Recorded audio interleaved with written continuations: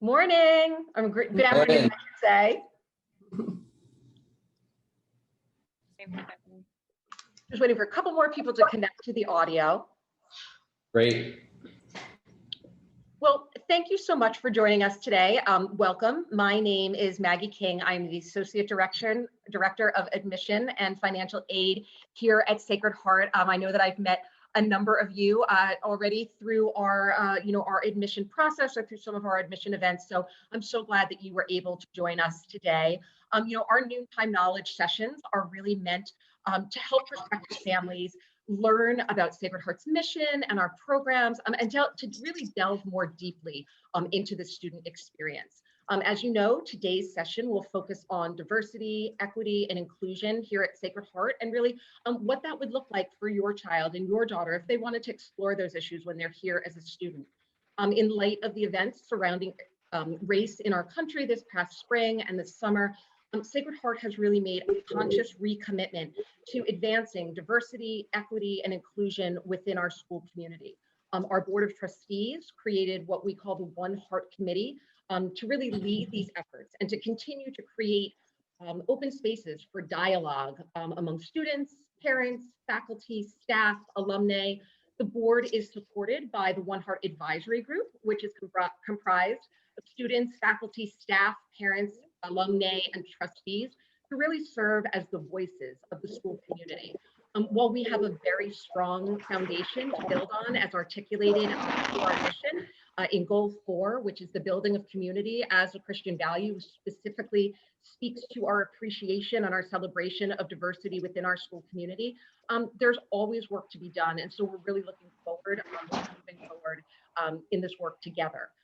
Today, I am joined by Sam McCoy and Christine Giffis, two of our faculty coordinators for equity, inclusion, and justice programs. They're going to share more today really about the student experience and the spaces that we create here at Sacred Heart for students to explore these issues and to really further this work. So Sam and Christine, I'll turn it over to you to introduce yourselves and talk a little bit about the experience. Great, thank you. Christine, why don't you start and I'll make sure I have the slides ready. Okay, awesome. I'm Christine Giffis. I teach Spanish in the middle school. I'm also the Assistant Dean of Students and 7th grade lead teacher. And along with Sam and Bill Modelis, who I think will be joining us a little bit later, we were lucky enough to get a faculty innovation grant for the second year in a row to continue doing this equity and inclusion and social justice work. So we're really excited to be here and share with you what we have been doing and also what we are, our hopes for what we can continue to do in the coming years. Exactly. So again, my name is Sam McCoy. Day to day, I am the 8th grade history teacher and chair of the middle school history department, as well as one of the co-coordinators for our equity, inclusion, and justice programs. So I'm going to put some slides up on the screen just to help us kind of organize our thoughts about what we wanted to share with all of you today, just for a few minutes. It's our overview. The first thing is, as with everything we do as part of our work here at Sacred Heart, the goals and criteria guide us in this equity and inclusion work. So what I've pulled together here in these bullet points are some of the equity related goals that come out of the goals and criteria. If you went and read them in detail, teaching our students to be global citizens, promoting a welcoming environment, modeling the skills you need to have productive dialogue and build community, as well as, of course, teaching about nonviolence and conflict resolution, which, of course, as Maggie said, we have our Dr. King celebration. We held that prayer service this morning. Our history classes are looking at his legacy today and tomorrow and diving deeper into that work. So this is part of what forms our foundation. And just in general, a term we've been seeking to incorporate more and more is Dr. King's idea of beloved community. How do you bring people together, and not just bring them together, but build a community based on justice and inclusion and make sure that everyone feels supported and recognized and included? So those are the themes that are guiding our work. And as Christine said, we've been lucky enough to be doing this for a couple of years now through our Faculty Innovation Grant. And there are a few student groups that have grown over the years. And so Christine's going to talk about some of what the students do. Thanks, Sam. So yeah, I guess I'll start with Hearts Together, which is sort of Sam and my baby, I guess. 5 years ago, when Sam and I started brainstorming about this group, Hearts Together, in the middle school, we started hearing from students. They were curious and critical thinking about race and privilege and, some other important issues that kept coming up in and out of classrooms in their academics. And so we kind of felt like there was definitely this need for a space for middle schoolers to have their voices heard and kind of dive deeper into these equity and inclusion and social justice issues. So about 5 years ago, we started Hearts Together, and we don't call it a club because we want to make sure that even if you don't come every week, you're still included and can be invited if the topic is interesting to you. So we have this conversation group during our lunch and recess periods. So we have 7th and 8th grade students give up their lunch and recess normal time to come and discuss issues that promote acceptance and love and respect, like we talked about with the goals. And sort of strive to learn about issues that affect our community and its members. And it's really interesting to be able to give them this space, because a lot of times these students are so passionate about it. And we have the opportunity, of course, in the classroom, but to be able to dive deeper and give them that extra time to connect with teachers that join and really get their voices heard is so super important to us, and we find it really fulfilling. That started about 5 years ago, and since then it has kind of modeled a group. It's sort of been the model for a group in the 5th and 6th grade, as well as in the upper school. There's 2 different clubs, Intersections and the Diversity Club. And again, all of these, clubs or conversation groups are really meant to promote the student voice. The curriculum isn't really a set curriculum. It's really, it ebbs and flows kind of depending on what's on the students' minds and in their hearts. A lot of times we talk about current events, and I'm so lucky to have Sam as our historian and fact checker. She always knows how to explain what's going on in the world in a really balanced way to the girls, and then that we have the opportunity to discuss further, and then they can kind of take it where they want to go with it. So that's a lot of what we do in our student groups. Am I missing anything, Sam? Anything you want to include in there? No, that all sounds good to me. Yeah, so that's our student groups. And then, of course, we also, I think that's sort of the foundation, right? Because activities and celebrating holidays and programs are really important, but the basis really is going to be about conversations. And in addition to talking about current events and letting the girls share their voice, we also do a lot of practicing about how to have these difficult conversations, how to listen to each other. So there's a number of activities that we do about how to be a supportive listener and someone that can work through problems rather than just shouting their opinion. So that's really important to our group as well. And of course, they help plan activities. Last year, one of our we had a really great event. There were students paired up with teachers, and they put on these different presentations that the other middle school students could go to. So there's a lot of opportunities for students to present, again, dive deeper into what they are passionate about under this umbrella of equity and inclusion, and present for their peers as well. Yeah, and then we also have some student activities beyond campus. Students participate in the NIAS Student Diversity Leadership Conference. There's a civil rights pilgrimage, which I will let Sam talk about because that's her thing. Yeah, I mean, we were very lucky in 2019 to put together this trip. It was open to 8th through 12th graders. We ended up taking 15 students on this week-long journey on a trip through civil rights history across Georgia and Alabama and Mississippi, and we finished in Memphis, Tennessee.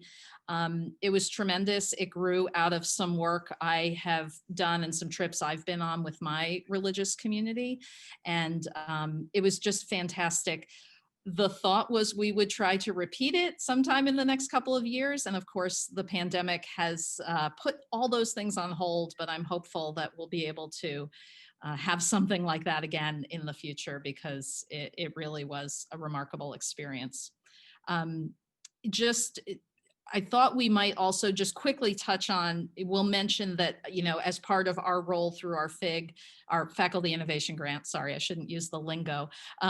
We also try to provide professional development experiences for faculty and offer places, whether it's lunchtime discussion groups or after school meetings for faculty to take part in these same sorts of discussions.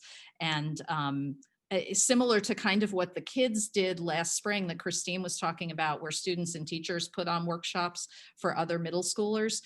We had faculty do a best practices expo during an October faculty development day. And you know, across all three divisions, you know, what equity and inclusion work do they do in their classroom that's been successful? And so we're trying to build off of each other's success and expand our knowledge base and our practices.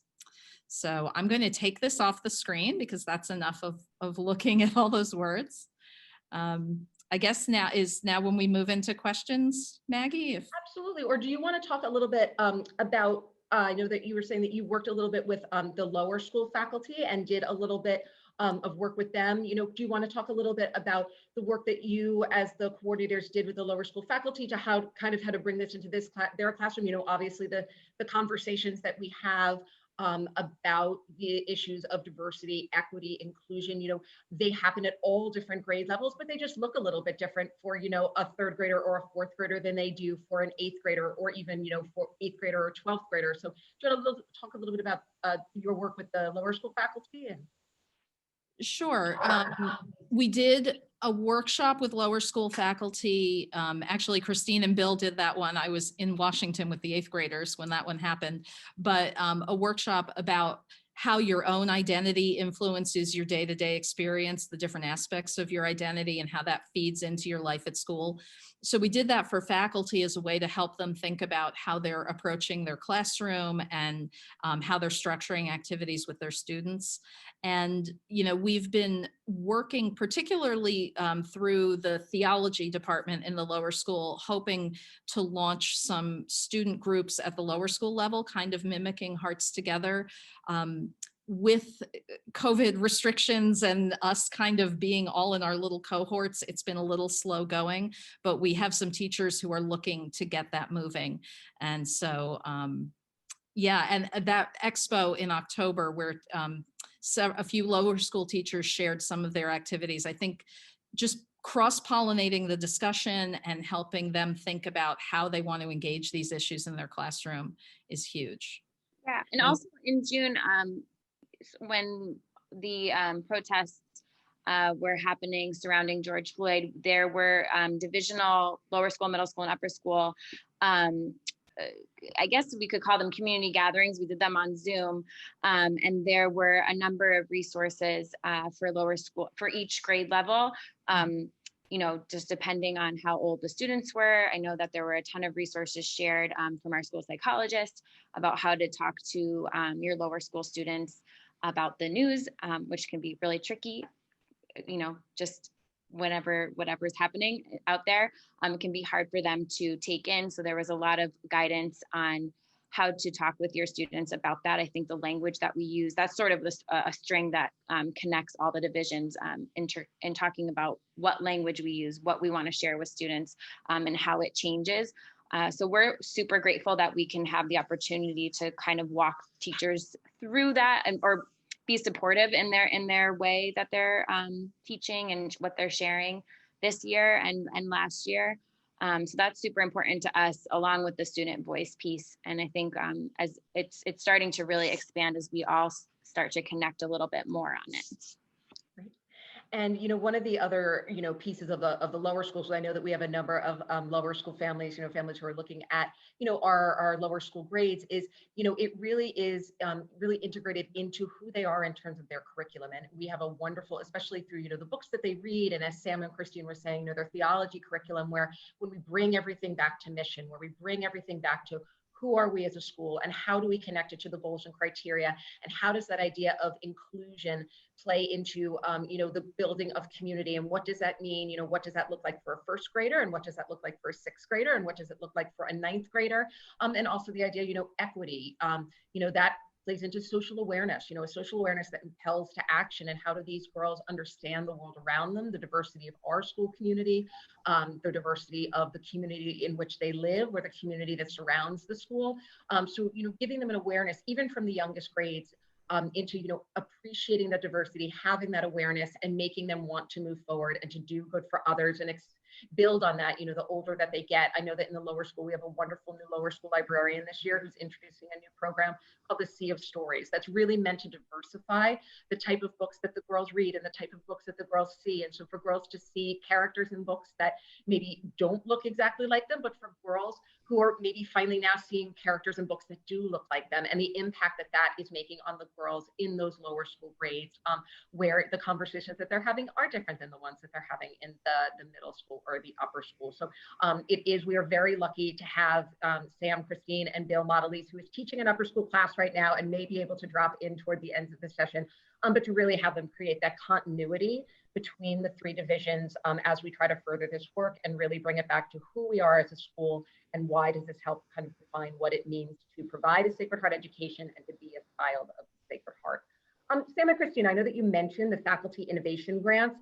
Do you just want to explain a little bit about what that program is, how you applied for that grant, what those grants are meant to foster, or yours in particular? Sure. Go ahead, Sam. Oh, okay. Well, a few years ago, the school leadership decided that they wanted to fund more faculty projects, to see what new ideas and resources people could bring. And so the three of us, actually, from our work in Hearts Together, Christine and I made one application, and Bill made his own application from upper school, and then we ended up combining them because we realized we were applying for the same thing. But we wanted to help our school community in a much more intentional and coordinated way begin to explore equity and inclusion issues. And like we've been saying, from both the perspective of what the students are doing and the student voice, and letting them take a role in this process, but also in helping the faculty and staff and building the adult community. And, sometimes, often issues around equity and inclusion are difficult for people to talk about, and or people feel hesitant. They're not sure if what they say is going to be okay, or if they have a question, is it okay to ask? So a lot of what we were thinking about is, how do we open up that dialogue? How do we get people more comfortable with looking at these issues and discussing these issues? Christine, what am I? I was kind of just flashing back to a couple of our Hearts Together sessions, and the students, after like a really great conversation, sometimes will say, wow, the whole school should be involved in this conversation, or I wish my parents could hear this conversation, or I wish my teacher from whatever knew this conversation. So I think when Sam and I really got Hearts Together going, the students were recognizing, and we were recognizing too, that this needs to be brought to the larger community. And when you have the larger community invested in these conversations, it's not going to go smoothly necessarily all the time. And that's okay. And that's the reality of this topic and these issues that are in there. And we certainly have a lot of work to do. I don't think any school has figured this out perfectly. I think and that's a really important piece of it. But I think we are on the right track. And especially when people are so invested, invested in our grant, invested in the work that we've been doing and supporting that, it makes the job of it so much easier. So now we can open it up for questions. Does anyone have any specific questions about the division you're looking at, or any of the things that we've discussed today, or that Sam and Christine presented on? ask real quick on the civil rights pilgrimage. I'm kind of fascinated by that. Is that something where the students are out of the classroom traveling together and there's content and coursework related to that in kind of a within that context? Is that kind of how it's structured? And are there any other programs like that you're thinking of piloting for that same age group or younger? Yeah, so let me add a little detail because I gave such a quick overview before. It was a week-long trip. We did it during spring break, so as not to, take kids out of the classroom for an extended period. But it was kind of intense. Not only was it busy in terms of travel, like, we were up and moving at 7 or 7:30 every morning, and we were out all day and not back in the hotel till 8 or 9 in the evening. But we did a combination of visiting historical sites, meeting with people who had been part of the movement back in the 50s, 60s, 70s. And part of that is due to the wonderful tour director I work with, a man named Joseph Selman out of Birmingham, Alabama. He just knows so many people in so many places. So we would meet with people and get to ask questions and hear their stories. We visited multiple churches. We went to a traditionally Black Catholic parish in Atlanta for a mass. And then that was a Saturday evening. And then on Sunday morning, went to a Baptist service in Birmingham with a Black congregation. So, it was a variety of experiences, between the historical, the theological, the faith experience, and the connections with people. And what we would do every evening was, once we were back in the hotel, we'd use a conference room or a meeting space, and we'd have a debrief on the day and sort of go through what we had heard, how it felt. We actually used Dr. King's 6 principles of nonviolence. We did a different principle each night, like what was reflected that day in that principle. And it was fabulous. So like I said, I'm hopeful that something like that, in healthier times will be able to happen again. It's intense though. I don't know if I take younger students on that particular trip, but could there be options for younger students on a smaller scale, something more local, or, visiting with other communities around the area? Sure. I think once we get out of the pandemic, we'll have a lot more options for how to handle that. Great, thank you. You're welcome. Well, I am mindful of everyone's time. I know that it is, lunchtime for everyone, whether you have kids at home, or, for our teachers as well. So thank you so much, everyone, for joining us today. I hope that this was informative. I hope it gave you yet another perspective on the Sacred Heart experience and what this would be like for your daughter, how everything that we do here relates back to our mission and who we are as a school, and that we really try to stay true and faithful to that as a Sacred Heart school, and be really mindful and conscious, in all of the experience that we provide for your daughter. If you have any other questions at all, please don't hesitate to reach out to me. I think most of you have my contact information by this point in the admission process, or just reach out to the admission office, and they're glad to put me in touch with you. But again, thank you so much for everyone who joined us today, and we hope to see you at another event soon. Oh, I think I see a hand raised. Carly, did you want to say something? It's okay. I can ask Samantha directly. Okay, perfect. Thank you. Well, thank you so much, everyone, for joining. It was wonderful. Thank you for coming to our virtual admission office, and we'll connect again soon. Thank you. Take care. Bye-bye.